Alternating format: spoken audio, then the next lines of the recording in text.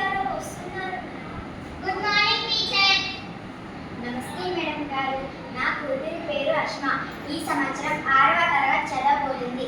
ఏ పాఠశాలలో చేర్చాలో ఆలోచిస్తున్నాను. మీ ప్రభుత్వ పాఠశాలలు బాగుంటాయా మేడం? నమస్కారం సల్మా గారు, మీరు చాలా మంచి నిర్ణయం తీసుకున్నారు. ఇప్పుడున్న ప్రభుత్వ పాఠశాలలు ప్రైవేట్ పాఠశాలల కంటే ఏమాత్రం తక్కువ కాదు. ఇప్పుడున్న ప్రభుత్వ పాఠశాలలో చదివే పిల్లలకు పథకాలు కూడా పెట్టారు. పథకాలా? ఏం పథకాలు మేడం? ఇది చూడండి సల్మా గారు, ఇస్తానైనా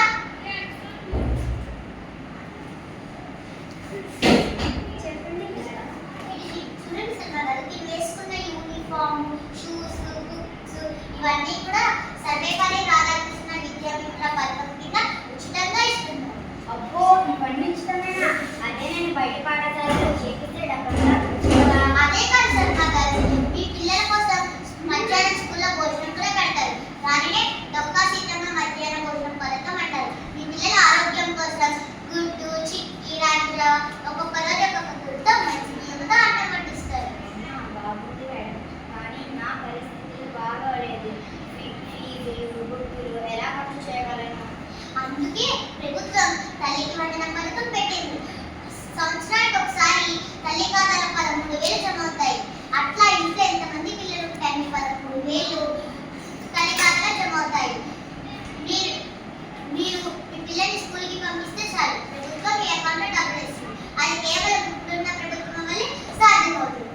అమ్మా అమ్మా, నాకు ఈ స్కూల్లో చదువుకోవాలని ఉందమ్మా. ఈ స్కూల్లో క్లాస్ రూమ్స్ కూడా బాగున్నాయమ్మా. ఈ స్కూల్లో టీచర్ గారు కూడా చాలా మంచిగా ఉన్నారమ్మా. చూడండి సల్మా గారు, ఇది మీ పిల్లల నిజమైన స్పందన. మన స్కూల్ భవనాలు, టాయిలెట్లు, స్మార్ట్ క్లాస్ రూమ్లు ఇవన్నీ కూడా మన బడి మన భవిష్యత్తు పథకం కింద సాధ్యమవుతున్నాయి. అవునా, నిజమా మేడం? ఇప్పుడే నా ఆశ్రమాన్ని పాఠశాలలో చేర్పిస్తున్నాను. ఇంత అద్భుతమైన సౌకర్యాలు ఉన్న పాఠశాల ఇంకెక్కడైనా నాకు దొరుకుతుందా? మీరు చాలా మంచి నిర్ణయం తీసుకున్నారు సల్మా గారు.